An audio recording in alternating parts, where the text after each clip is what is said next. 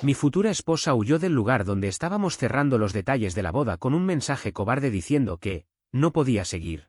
Cancelé cada reserva sin mirarla 2 veces, y no pasó ni una semana antes de descubrir que había vuelto con su ex recién divorciado. 3 días después, los dos me llamaban desesperados cuando se dieron cuenta de las consecuencias de su traición. Yo, 32 años, estaba revisando junto a mi prometida los últimos detalles antes de la boda. Faltaban 3 meses. Ya habíamos invertido alrededor de $40.000 en depósitos. El salón estaba asegurado, la lista de invitados cerrada, y su vestido recibía los últimos ajustes. Todo avanzaba perfecto. O al menos eso creía. En medio de esa tranquilidad artificial, su teléfono vibró. Ella lo miró y, de inmediato, su expresión cambió. El color desapareció por completo de su rostro. «Necesito ir al baño», murmuró, tomando su bolso con torpeza. «¿Quieres que te acompañe?» «No, no, está bien. Ya regreso». Ni siquiera caminó, prácticamente salió corriendo. La organizadora y yo cruzamos una mirada incómoda, pero continuamos revisando los temas pendientes. O, mejor dicho, ella seguía hablando mientras yo solo veía los minutos pasar, 5, 10, 15. Entonces vibró mi teléfono. «No puedo hacer esto. Lo siento». Tuve que leerlo 2 veces. La organizadora seguía explicando opciones de iluminación mientras yo intentaba procesar lo que estaba viendo. Le respondí. «¿Qué significa que no puedes hacer esto?» Los 3 puntos de escritura aparecían, desaparecían y volvían a aparecer, como si ella misma no supiera cómo justificar lo que estaba haciendo. Mi corazón se aceleraba de una forma extraña. «No estoy lista para casarme. Necesito tiempo. Por favor, no me odies». La organizadora, al notar mi cara, se detuvo. «¿Está todo bien?» Le mostré la pantalla. Su expresión también perdió color. No estaba exagerando, lo que ocurría era una locura. Otro mensaje llegó casi de inmediato. «Lo siento. Lo siento. No puedo casarme contigo». En ese instante, algo dentro de mí se enfrió por completo. No dudé ni un segundo. Ella no había pedido hablar. No había dicho que necesitaba aclarar algo. Simplemente decidió que no podía. Y eso era definitivo. Miré a la organizadora. «Cancele la boda», le dije con una calma que ni yo entendía. «Todo. Absolutamente todo». Ella intentó detenerme. «Señor, tal vez debería esperar unas horas. Ya pagó casi $40.000. Gran parte no es reembolsable». Sé lo que pagué. Cancele igual.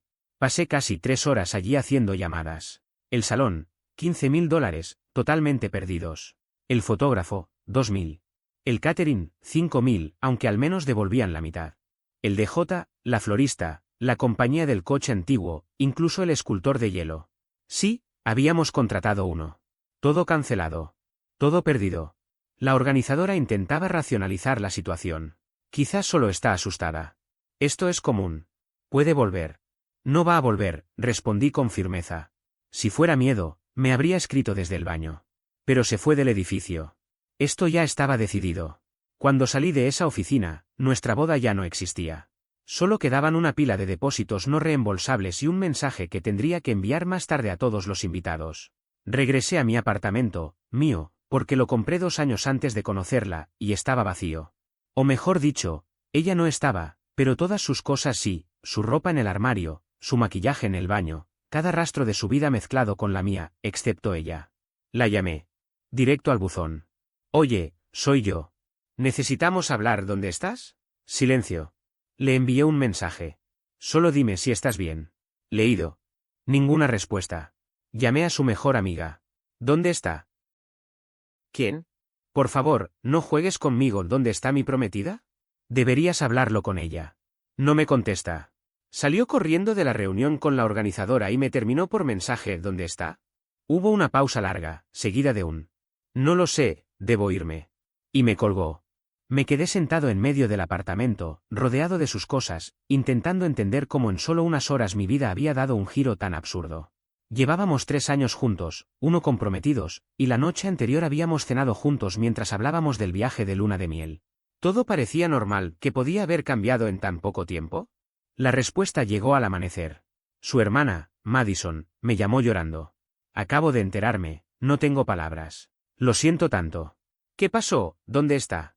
Respiró temblorosa. «Está con él. Con su ex. Él se divorció la semana pasada». Solté una risa incrédula. «¿Es una broma?» «Ojalá lo fuera». Han estado hablando desde hace meses. Cuando él le dijo que estaba iniciando su divorcio, ella, bueno, empezó a plantearse qué hubiera pasado si. No puede ser real. Llamó a mamá esta mañana. Dijo que cometió un error comprometiéndose contigo, que nunca tuvo cierre con él. Quiere ver si pueden intentarlo de nuevo. Me quedé quieto, mirando la pared, recordando todas las veces que juró que su ex no significaba nada. Que había sido una relación dañina. Que yo era lo opuesto. Que lo nuestro era lo correcto. Puras mentiras. Apenas pude responderle. Gracias por avisarme. Si necesitas algo. No. Pero gracias. Colgué y me quedé procesando la realidad, ella no había dudado. Llevaba meses preparándose para huir. Yo había sido su plan de respaldo hasta que su ex quedara libre otra vez. Saqué el teléfono y envié un último mensaje. Ojalá funcione con tu ex. Después la bloqueé en todo, teléfono, redes, correos, todo. Luego hice una lista de cosas pendientes. La membresía del gimnasio, que estaba a mi nombre. Cancelé su acceso. Las plataformas de streaming. Cambié las contraseñas. El seguro del auto, donde figuraba como conductora autorizada. Eliminé su nombre. Era una situación miserable, pero al menos había ocurrido antes del matrimonio. Justo 72 horas después, mi teléfono empezó a llenarse de llamadas de números desconocidos. Y supe, incluso antes de contestar, que la historia aún no había terminado. Respiré hondo cuando finalmente contesté una de las llamadas. Era su voz, desesperada, usando el teléfono de otra persona. Por fin contestas. Tenemos que hablar ahora mismo. No tenemos nada que hablar, respondí con absoluta calma.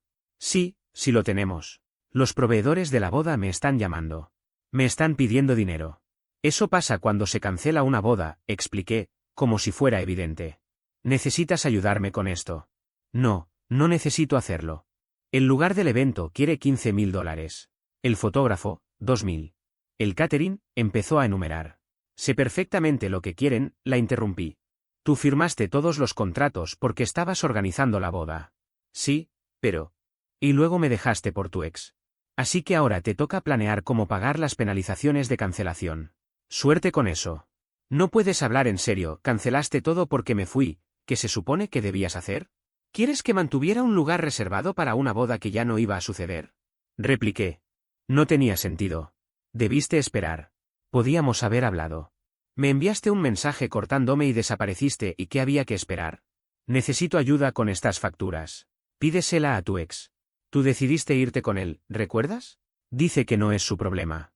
Vaya sorpresa. Parece que sigues eligiendo ganadores, respondí con ironía. Corté la llamada y bloqueé el número. Apenas unos segundos después, entró otra llamada desde un teléfono distinto. Era ella de nuevo. No cuelgues, insistió. Colgué igual. Bloqueé. Y así se repitió la misma historia durante casi una hora, números desconocidos, teléfonos de amigas, de su hermana, incluso números completamente aleatorios. Terminé apagando mi móvil. Cuando finalmente lo encendí, tenía 38 llamadas perdidas y un montón de mensajes de voz. Escuché uno solo. Estás arruinando mi vida. Los proveedores no dejan de llamar. No puedo pagar todo esto. Tienes que ayudarme. Íbamos a casarnos. Lo borré sin escuchar el resto. Minutos después, su hermana, Brooke, me escribió. Por favor, llámala. Está teniendo una crisis. Los montos son muy altos. No puede afrontarlos. Respondí con la misma frialdad que llevaba sintiendo desde que todo se derrumbó. Tal vez debieron pensar en eso antes de destruir la relación. No es mi problema. Estás siendo cruel, me reprochó. No. Estoy siendo honesto. Ella se fue. Las facturas son suyas. Adiós. También la bloqueé. Un amigo en común, que sentía lástima por mí, terminó contándome lo que realmente había pasado. Resultó que mi ex llevaba aproximadamente 6 meses manteniendo contacto constante con su exnovio. Él le decía que su matrimonio estaba por terminar, que se arrepentía de no haber estado con ella, todas esas frases románticas que suenan convincentes cuando alguien quiere creerlas. Y justo el día que estábamos con la planificadora de la boda, el mensaje que recibió, el que la dejó pálida, fue de él, Madison, su ex, confirmándole que su divorcio ya era oficial. Ella, sin pensarlo 2 veces, abandonó la reunión de la boda para correr a él. Le dijo que ya había dejado a su prometido, a mí, y que estaba lista para mudarse con él. El problema fue que él no tenía cómo sostenerla. Estaba recién divorciado, viviendo en un estudio diminuto, pagando pensión alimenticia y prácticamente sin dinero. Cuando ella llegó con sus maletas, él le dijo: «Calma. No estoy listo para eso. Así que terminó durmiendo en casas de amigas mientras esperaba a que él se acomodara. Mientras tanto, los proveedores la llamaban sin descansar, pidiéndole los pagos pendientes. Cuando reservamos todo lo de la boda, ella insistió en poner su nombre, su correo y su número como contacto principal. Decía que era para manejar mejor la planificación. Yo solo había sido quien pagó cada depósito. Ahora los proveedores la llamaban a ella directamente, y ella no tenía con qué pagar. Ganaba cerca de 30.000 al año enseñando yoga medio tiempo. Vivía conmigo sin pagar alquiler, yo cubría comida, servicios y la mayoría de los planes. Sus ahorros eran mínimos. Y Madison, su ex, tampoco iba a poner un centavo. Según me dijeron, se sorprendió cuando ella insinuó que él debía ayudar con los gastos de su boda fallida. El nivel de descaro era casi admirable por lo absurdo. Una semana después, su madre apareció en mi puerta. Tocó el timbre como si intentara romperlo. Le contesté por la cámara del timbre. Tenemos que hablar de esta situación. No, no tenemos que hablar nada. Las facturas de los proveedores deberían dividirse en partes iguales. Ustedes dos iban a casarse. Yo iba a casarme, aclaré. Ella solo estaba esperando a que su ex quedara libre. Cometió un error. La gente comete errores. Y paga por ellos, respondí.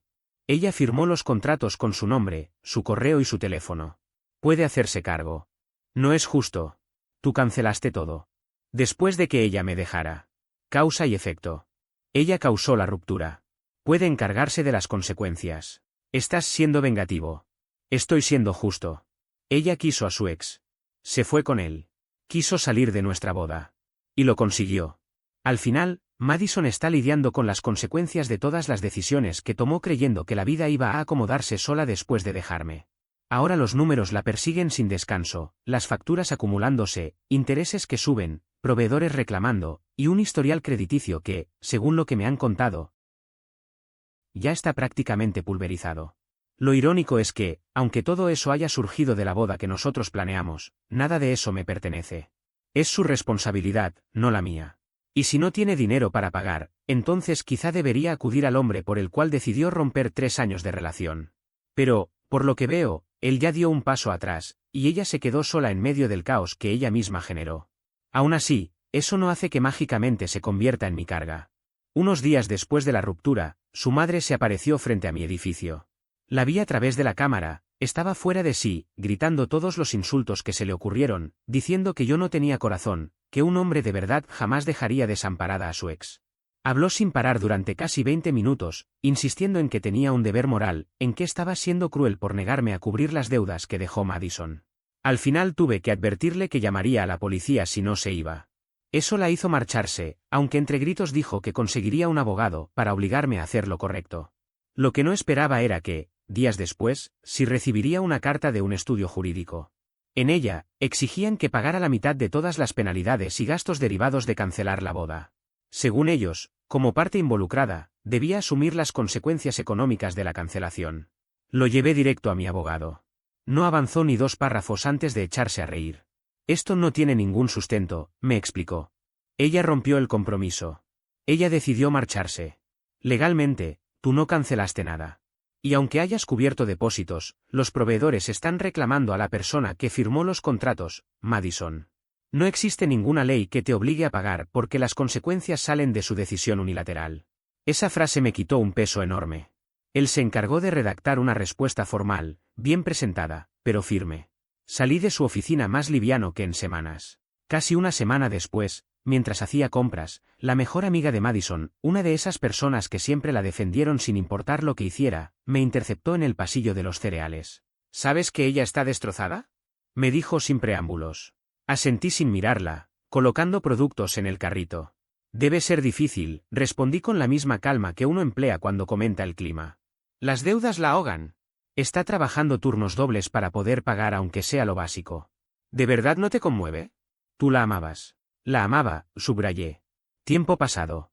Ella se ocupó de cambiar eso el día que decidió irse con su ex. La amiga apretó los labios, como si estuviera conteniéndose. Lo peor es que ni siquiera funcionó, añadió. Él la dejó. Mis manos se congelaron en el aire. ¿Qué dijiste? Que la dejó una semana después de que se fuera contigo. Le dijo que no estaba preparado para una relación. Ella apostó todo por él, renunció a lo que tenía contigo, y él simplemente la descartó. La risa que me salió fue completamente espontánea. No esas risas incómodas o secas, sino una carcajada profunda, que se me escapó sin control. ¿Te parece gracioso?, preguntó ella, indignada. Un poco, sí. Se arriesgó a destruir nuestra vida por alguien que la abandonó en días. Es absurdo, pero tiene su toque de humor negro. Está devastada, repitió. Y yo también lo estuve cuando me dejó plantado en la oficina de la planificadora de bodas. A estas alturas, estamos parejos. Ella respiró hondo, frustrada. Un solo pago, uno, y todo esto termina. ¿Podrías ayudarla? Podría, pero no voy a hacerlo. ¿Por qué no? Porque no cometió un error impulsivo. Pasó meses esperando que su ex fuera libre, midiendo el momento exacto para irse. Y en cuanto él la llamó, ella salió corriendo. Eso no es un tropiezo. Eso es un plan. Y cuando un plan fracasa, no puedes esperar que la persona que dejaste atrás venga a rescatarte. Eres horrible. No, respondí con serenidad. Soy realista. Ella eligió a quién seguir, qué vida quería y a quién abandonar. Y ahora está recibiendo la otra cara de la elección. Se fue llorando. Admito que por unos segundos sentí algo parecido a culpa. Pero luego recordé el mensaje que me mandó cuando huyó: no puedo hacer esto. ¿Perdón? Como si 3 años fueran una carga demasiado pesada, y no algo que decidió tirar apenas tuvo otra opción disponible. Después de eso, todo subió de nivel. El padre de Madison me llamó con una voz que intentaba sonar amenazante. Muchacho, tenemos que discutir tus responsabilidades, empezó. No soy su hijo, respondí, y ya no tengo responsabilidades con su hija. Se comprometieron. Eso implica una obligación moral. Ella rompió el compromiso cuando decidió irse con otro hombre. Eso terminó cualquier obligación. Los proveedores la están llamando a toda hora. Algunos incluso amenazan con demandas. Entonces tendrá que pagar, dije sin vacilar. No tiene el dinero. Eso debió considerarlo antes. Lo que estás haciendo es abuso financiero. Me reí sin poder evitarlo. Abuso financiero sería si yo la hubiese dejado sin recursos mientras estábamos juntos. Aquí lo único que hice fue cancelar algo que ella destruyó sola. Estás arruinando su futuro, insistió él. Estás destruyendo su estabilidad. Ella destruyó la nuestra. Y yo no tengo la obligación de reconstruirle nada. Te advierto. ¿Qué? ¿Demandarme? Ya lo intentaron. ¿Amenazarme? Llamaré a la policía. ¿Insistir? Pediré una orden de alejamiento. Su hija tomó decisiones de adulto, que cargue con las consecuencias de adulto. El padre terminó gritando y colgó. Luego lo bloqueé. Minutos después, la madre de Madison me envió un correo larguísimo, casi un sermón, sobre valores cristianos, familia, perdón, humanidad y no sé cuántas cosas más. Le respondí con una sola línea. Ella abandonó nuestra familia antes de que existiera. El perdón puede pedírselo a su ex. No contestó nunca más. Como era de esperarse, algunos amigos en común comenzaron a elegir bandos. Perdí a varios que prefirieron creer la narrativa dramática que ella contaba. Pero quienes sí sabían la verdad permanecieron a mi lado. Y con el tiempo descubrí que prefería quedarme con pocos amigos sinceros antes que soportar a un grupo lleno de hipócritas. Lo verdaderamente increíble vino después. El hombre por el que Madison me dejó tuvo el descaro de llamarme a mí directamente. Atendí solo porque me dio curiosidad saber qué podía querer. Mira, tenemos que hablar, dijo. No, en realidad no tenemos nada que hablar. Ella me llama llorando por las facturas. Si tú la ayudaras. ¿Estás sugiriendo que yo pague para que ella deje de molestarte? Sería mejor para todos. Para todos menos para mí, que perdería $20,000 ayudando a alguien que me dejó precisamente por ti. No se fue por mí, se fue porque no estaba lista, intentó justificar. No. Se fue porque tú le dijiste que tu divorcio estaba finalizado. No intentes manipularme. Guardó silencio unos segundos. El punto es que esas cuentas le corresponden a ella, dijo al final. Por primera vez desde todo este desastre, estuve completamente de acuerdo con él. Ella fue quien firmó cada contrato, la que tomó la decisión de irse, así que debe enfrentar las consecuencias que vienen con ello. Pero claro, siempre aparece alguien intentando convencerme de que sea razonable. Y lo soy. Lo que no es razonable es pretender que yo cubra los problemas que generó la relación que eligió tener después de dejarme. Su ex, el mismo por el que me dejó, tuvo la osadía de decirme que él no era responsable de nada. Según él, ella lo buscó, pero convenientemente olvidó que él la animó, que le dijo que había cometido un error al terminar con él y que quería recuperarla. Ella le creyó, me abandonó, él la dejó una semana después y ahora pretende que yo pague los platos rotos. De verdad, absurdo. Intentó justificarlo diciendo que se sentían mal por lo que ella estaba pasando. No, Él no se sentía mal, él estaba fastidiado porque ella no dejaba de contactarlo ahora que la situación se había vuelto caótica. Cuando empezó a pedirme que contribuyera para que ella dejara de molestarlo, simplemente colgué y lo bloqueé. La cara dura de llamarme para pedirme dinero, como si yo fuera el responsable de su desastre, fue realmente increíble. Un par de semanas después, apareció su hermana en mi trabajo. Seguridad me llamó diciendo que una mujer insistía en verme. Aclaré que ya no era mi cuñada ni nada por el estilo, y que no tenía interés en hablar con ella, pero estaba armando un escándalo en la recepción, así que bajé. La encontré llorando, el rímel corrido, desesperada. Por favor, tienes que ayudarla, me dijo temblando. 2 proveedores ya enviaron su deuda a cobranza. Su puntaje crediticio cayó casi 200 puntos. No puede alquilar un apartamento. Le pregunté por qué necesitaba mudarse y me explicó que una amiga la había echado y que llevaba semanas durmiendo en sofás ajenos. Estaba al borde de quedarse sin un lugar fijo. Le aclaré que eso no era estar sin hogar, sino enfrentar las consecuencias de perseguir a un hombre que no la quería cerca. Entonces ella me soltó, ¿lo estás disfrutando? No estoy disfrutando nada, le respondí. Simplemente no voy a rescatarla de la decisión que tomó. Intentó que apelara al hecho de que yo iba a casarme con ella. Sí, claro, iba. Pero una vez que ella eligió irse, se acabó cualquier promesa que hubiéramos hecho o cualquier deber hacia ella. Según su hermana, Madison sabía que había cometido un error y quería disculparse. Perfecto, podía hacerlo en un diario personal. Insistió una vez más diciendo que los proveedores seguían presionando, que algunos hablaban de demandas y que ella iba camino a declararse en bancarrota. Respondí que, si debía hacerlo, pues que lo hiciera, muchísima gente lo hace. Que su vida estuviera patas arriba no era algo que yo hubiese provocado. Seguridad terminó escoltándola afuera mientras ella gritaba que el karma me alcanzaría y que pagaría por lo que estaba haciendo.